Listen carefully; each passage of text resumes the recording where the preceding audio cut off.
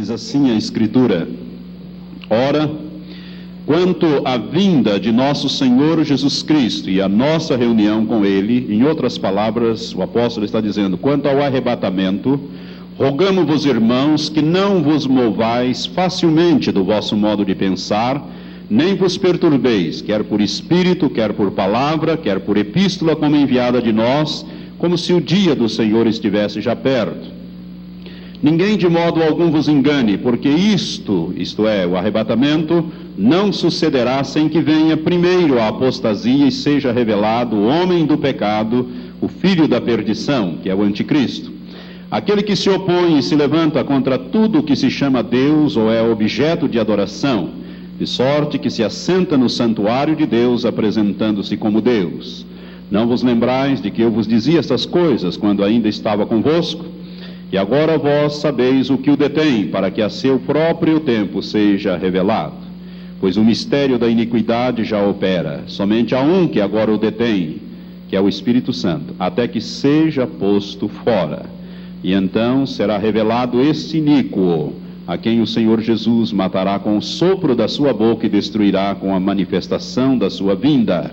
A esse iníquo, cuja vinda é segundo a eficácia de Satanás, com todo o poder e sinais e prodígios de mentira e com todo o engano da injustiça para os que perecem, porque não receberam o amor da verdade para serem salvos.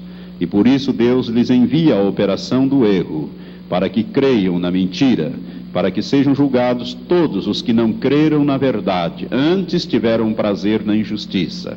Mas nós devemos sempre dar graças a Deus por vós, irmãos amados do Senhor, porque Deus vos escolheu desde o princípio para a salvação, mediante a santificação do Espírito e a fé na verdade. Que Deus abençoe esta porção da palavra ao seu Espírito. Podeis sentar. Irmãos, nós estamos meditando dentro desta meditação mais longa da segunda vinda de Cristo.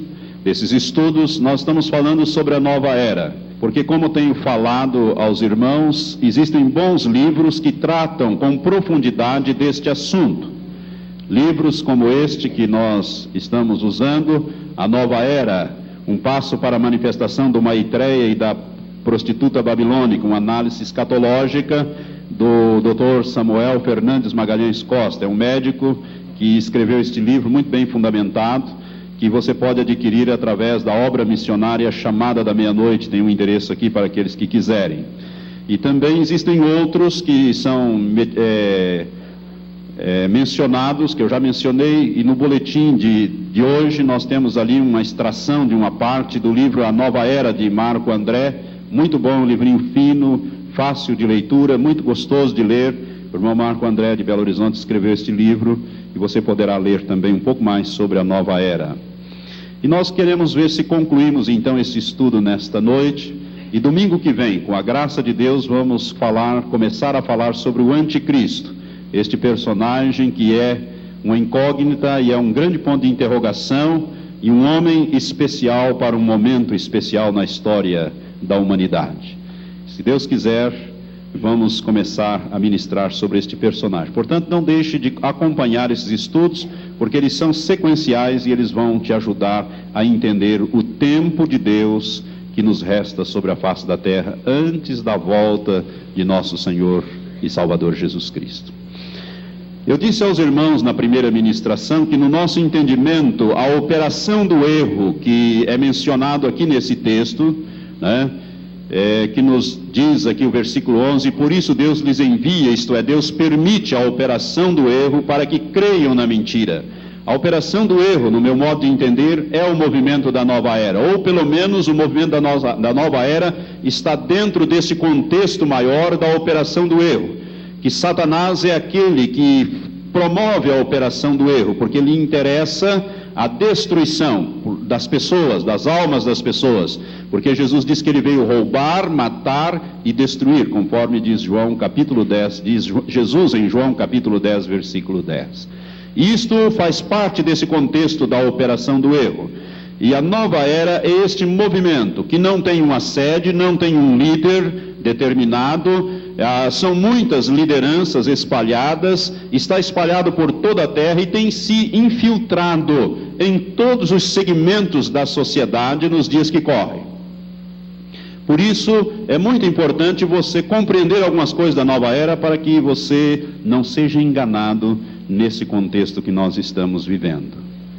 Irmãos, o irmão Watchman Nee foi um grande homem de Deus que viveu neste século, morreu em 1972, depois de sair das prisões comunistas na China. Ele, logo após sair, ele morreu em 72. Watchman Nee foi um homem usado por Deus para implantar, vamos dizer assim, doutrinariamente a igreja na China. E a igreja que está hoje florescendo na China, tenho certeza que tem muito a ver com a unção de Deus sobre a vida de Watchman Nee. E este homem, que por causa do Evangelho passou 20 anos em prisões comunistas, sofrendo, e a razão da sua morte foi dos grandes sofrimentos que ele ali teve e passou, Watchman Nee escreveu 2 livros, e um livrinho muito pequeno que ele escreveu chamado Os Poderes Latentes da Alma. As livrarias evangélicas possuem este livro. E neste livro, irmãos, que é uma preciosidade, nós recomendamos a leitura deste livro. Watchman Nee, ele fala a respeito de algumas coisas que para nós são verdadeiros mistérios, mas que ao mesmo tempo estão na Bíblia. É uma questão de nós vermos com os olhos espirituais do Senhor, o Espírito Santo nos ensinar sobre isto. Eu quero dizer a você que a nova era, uma das coisas que a nova era procura incutir nos seus membros e na humanidade de um modo geral, é que o homem é potencialmente um Deus. É potencialmente um Deus. Que o homem, na verdade, deveria ser como Deus. Se você olhar bem para lá Gênesis, no início, quando a tentação, ali da mulher, quando Deus então ordenou que não se comesse do fruto da árvore da ciência do bem e do mal, você vai ver que Satanás, no versículo 4, ele diz a serpente diz à mulher, ali Satanás encarnando a serpente, ele diz: certamente não morrereis, porque Deus sabe que no dia em que comerdes deste fruto, vossos olhos se abrirão e sereis como Deus, ou como deuses, conhecendo o bem e o mal. Satanás, ele propôs ao homem essa potencialidade de Deus, e a nova era ensina que nós somos um Deus. Na verdade, nós somos um deusinho, vamos dizer assim, encaixado num Deus maior, que seria todas as coisas. Por isso, eles ensinam a doutrina que tudo é Deus, e o homem, nesse contexto, também é um Deus. Se nós examinarmos a Bíblia, o livro de Salmo diz: vós sois deuses, e Jesus repete esta palavra em João, dizendo que a Escritura não pode ser anulada, vós sois deuses. Mas é preciso ser entendida essa Escritura, porque o homem, quando ele foi criado, e aqui então eu quero ensinar alguma coisa, porque isto a nova era está usando, ou pretende usar, já está usando e quer incrementar, e creio eu que fará isto até os dias finais. Quando Deus criou o homem, Ele o criou perfeito. Adão e Eva foram criados perfeitos, como tudo que Deus faz, perfeito. Deus não é como, vamos dizer assim, o homem que precisa ir experimentando e aperfeiçoando, até que atinja um certo grau de perfeição naquilo que cria. Não, Deus é perfeito e Ele cria de uma maneira completa e perfeita. E Ele criou um homem, na verdade, se nós olharmos para o homem hoje, e o homem, Adão, nós vamos ver que Adão era um super-homem. E como o homem deseja ser um super-homem, não é verdade? Por isso que essa série dos super-homens, fazem tanto sucesso, porque, na verdade, está lá dentro da alma humana o querer ser um super-homem, um imortal ou coisa desta natureza. Por isso, os filmes que tratam desses assuntos fazem tanto sucesso de público no mundo inteiro. Quando Deus criou Adão, irmãos, Deus o criou perfeito. Adão tinha uma capacidade física invejável. Seu corpo não conhecia enfermidade. Deus criou Adão e deu a Adão uma ordem que Adão deveria lavrar e cuidar do jardim do Éden. E o jardim do Éden, se você olhar para o livro de Gênesis, você vai ver que ele era formado, ou pelo menos banhados, por 4 rios.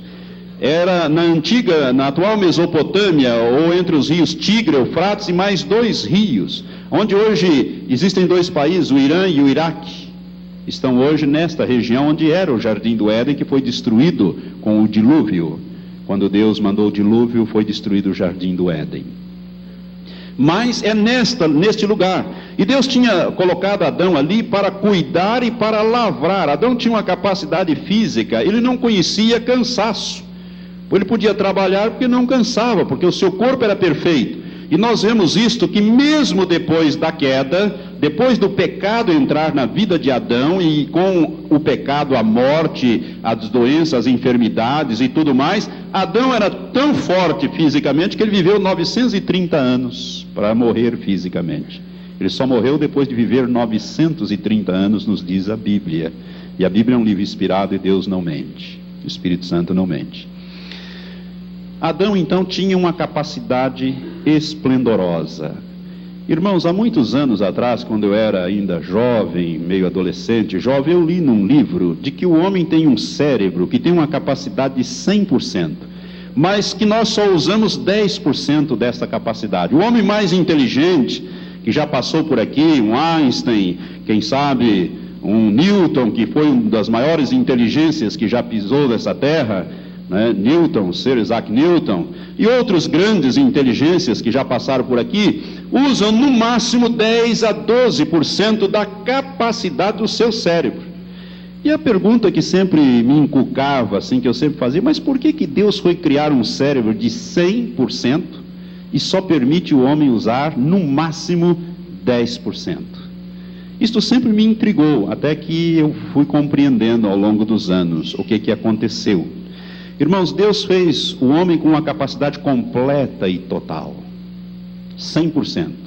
Se nós pudéssemos usar hoje o cérebro como Adão usava no passado, esse mundo seria outro, mas em contrapartida o homem também seria outro hoje.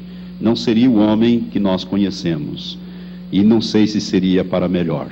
Quando houve o pecado, quando o homem pecou, quando o homem desobedeceu a Deus, Deus fez uma coisa tremenda. Ele cortou, ele fez com que ficasse aprisionado na carne, ou seja, no corpo e na alma do homem, esta capacidade, e bloqueou ali a capacidade do homem usar a totalidade do seu cérebro. Porque com este cérebro, com esta capacidade que Deus criou, o homem, ele tinha a capacidade de compreender as coisas espirituais, viver as coisas espirituais, contactar com as coisas espirituais, com a mesma facilidade com que ele via no plano físico, material. Adão, irmãos, tinha uma comunhão completa com Deus. Então, quando Adão pecou, Deus cortou esta comunhão, ele encerrou isto na carne. E Satanás sempre procurou, e principalmente nos dias que correm, através da nova era, fazer com que isto seja liberado outra vez, para que o homem independa de Deus, para que o homem não precise de Deus, ou rejeita Deus, considerando a si próprio como um Deus com capacidade completa e total. Deus então encerrou na carne. Veja bem, antes de cair, Adão deu nome a todas as criaturas que Deus criou, os peixes no mar, os animais, os vertebrados, enfim, os répteis, tudo Deus criou e trouxe para Adão nominar. Adão, que tinha uma capacidade espetacular, foi dando nomes. Se você pegar um livro de zoologia aí, você começa a ver aqueles nomes lá, e você você vai dizer, mas o que é isso? Que coisa mais complicada decorar esse reino, o reino animal. E Adão tinha uma capacidade, porque ele foi nominando tudo isso. Adão, irmãos, nos dias, vamos dizer assim, antes do pecado, não existia a morte. A morte é uma consequência do pecado. O livro de Hebreus nos diz que com o pecado veio o autor do pecado, que é Satanás. Ele criou né? Como consequência do pecado, a morte. Por isso o último inimigo a ser vencido é a morte. Adão era um homem que podia viver eternamente, tanto que Deus vai colocar ali uma espada na árvore da vida, não permitindo que depois da queda Deus permita que Adão e Eva comam e vivam eternamente. Deus não permitiu isto, porque a árvore da vida, que é um símbolo de Jesus, estava ali. Eu quero dizer a você que tudo isso que Deus encerrou na carne, a nova era, através de Satanás, quer botar para fora. Por isso que o movimento da nova era tem entrado, numa das áreas que ele tem entrado, é na área da educação.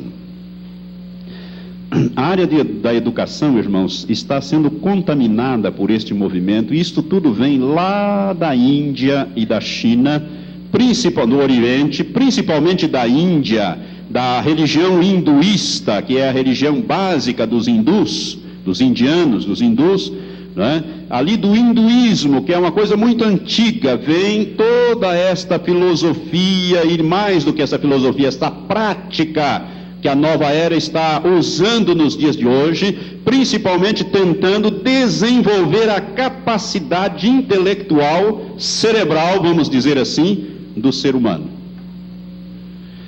Como é que se dá isto? Eu quero que, se você gravar isto, você já vai gravar um grande ensino nesta noite. Irmãos, a Bíblia nos fala que nós devemos meditar. Se você olhar no livro Meditar, né? Se você olhar no livro de Josué, no capítulo 1 do livro de Josué, Deus vai animando a Josué ali, depois que Moisés morreu, e Deus diz a Josué no versículo 8, capítulo 1, não se aparte da tua boca o livro desta lei, antes medita nele dia e noite, para que tenhas o cuidado de fazer conforme tudo quanto nele está escrito, porque então farás prosperar o teu caminho e serás bem-sucedido. Aqui está a chave do sucesso que Deus deu a Josué. E a chave do sucesso estava em meditar na palavra de Deus, a meditação de dia e de noite. A meditação bíblica é diferente da meditação da nova era. A meditação bíblica significa você colocar para dentro da tua mente a palavra de Deus. Por isso Deus diz: medita na palavra de dia e de noite. Aprenda a falar como eu falo. Deus quer então que nós renovemos a nossa mente. Por isso Romanos capítulo 12, versículo 2, diz que nós não devemos nos conformar com este mundo, mas devemos fazer o quê? Transformar mediante a renovação da nossa mente, tirar de lá aquilo que é contrário aos princípios de Deus e colocar lá dentro a palavra de Deus. Então há uma diferença entre a meditação da nova era e a meditação bíblica, a meditação de Deus. Na Bíblia você nunca vai encontrar Deus dizendo para você meditar da seguinte maneira: esvaziando a mente.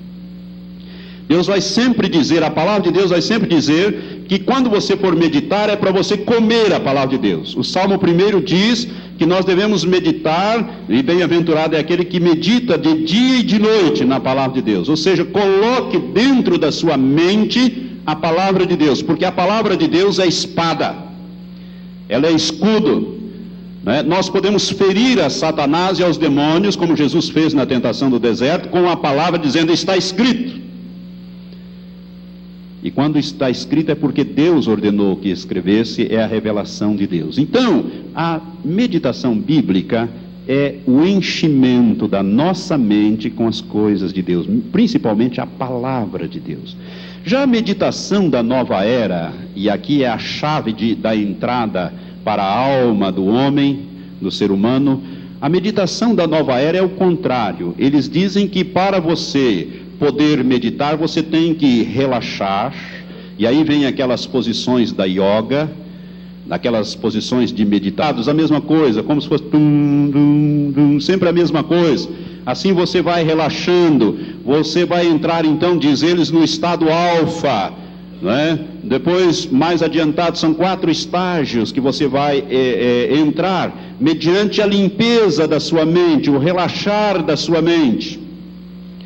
Irmãos, isto ocorre o seguinte: na realidade, essa meditação ela visa a colocar a pessoa que está fazendo isto numa posição de, vamos dizer assim, de passividade para a aceitação de um espírito maligno. E as coisas que mais me impressionam é que estas práticas estão sendo introduzidas nas escolas, ao arrepio da lei brasileira, que não permite semelhantes coisas. Mas as escolas estão começando, os professores têm sido levados, e eu creio que a grande maioria enganados, porque se soubessem essas coisas não entrariam nisto. As escolas estão levando os professores e os professores as crianças a deitarem em alguns lugares até colchões ou colchonetes e a fazer esta meditação, às vezes antes da aula. Para quê? Dizem eles que vai capacitar a mente, vai desenvolver a mente. É para capacitar, vamos dizer assim, adquirir uma capacidade maior. Irmãos, aqui nesta cidade, colégios estão fazendo isto, está ocorrendo no Brasil e em várias partes do mundo está ocorrendo isso. Que o homem governa através de técnicas e tudo mais, e ali fala do comércio que a grande Babilônia perdeu, as nações perderam, né? E diz que eles comercializavam, ali versículo 13 do capítulo 18 de Apocalipse, diz: a canela, especiarias, perfumes, incensos, vinho, azeite, flor de farinha, de trigo, e gado e ovelhas, cavalos e carros, escravos, algumas versões diz corpos, e até almas de homens. Como é que Satanás terá acesso às almas humanas? Mediante esta técnica da nova era. Escreva isto. Mediante esta técnica da nova era chamada de meditação transcendental. Mediante esta meditação, a pessoa que se submete a isto, ele então vai formar um quadro. Aquele que está guiando ali esta meditação vai dizer para ele pensar em alguma coisa, ou em alguém, ou num líder, ou num espírito, ou num amigo, num amiguinho, como se costuma dizer para as crianças. E o que vai acontecer é que esta imagem vai se formar. Por quê? Porque você está deixando a sua mente vazia para que ela seja enchida por poderes das trevas, por demônios. E os demônios vão começar a usar a tua mente e usar o teu corpo, a dominar o corpo e a alma, o corpo e a mente, porque a mente é a sede da alma. E eles vão dominar a mente, dominando a mente, eles dominam totalmente a alma. E na alma está o nosso livre-arbítrio, a nossa vontade. Por isso a Bíblia diz que Deus permite a operação do erro para que creiam na mentira todos os que rejeitaram o amor, a verdade, que é Jesus Cristo. Jesus é a verdade e a palavra de Deus é a verdade. Irmãos, isso é uma coisa tremenda que o Satanás está fazendo, principalmente nestes dias. Através da educação, grandes líderes educacionais têm entrado neste negócio. Eu tenho aqui um documento aqui que mostra isso, as técnicas que estão fazendo. Inclusive, um documento que foi divulgado aqui em Umuarama, em uma das escolas, que nos mostram estas coisas que estão sendo feitas. Você já ouviu falar da era da consciência? A nova era prega a era da consciência, né? Quem são os cientistas, os empresários, os artistas brasileiros que estão dispostos a mudar os atuais valores da sociedade e transformar o futuro do planeta? É um documento que mostra estas coisas que estão acontecendo aqui diante dos nossos olhos. A pessoa que se deixa entrar nesse sistema, Deus tem revelado e tem mostrado o seguinte: a pessoa recebe um espírito, que é o seu chamado espírito guia. Com esta meditação da nova era, quando você deixa sua mente em branco, Deus mandou o contrário. Deus disse que é para você encher da palavra dele. Quando você desobedece e deixa a mente em branco,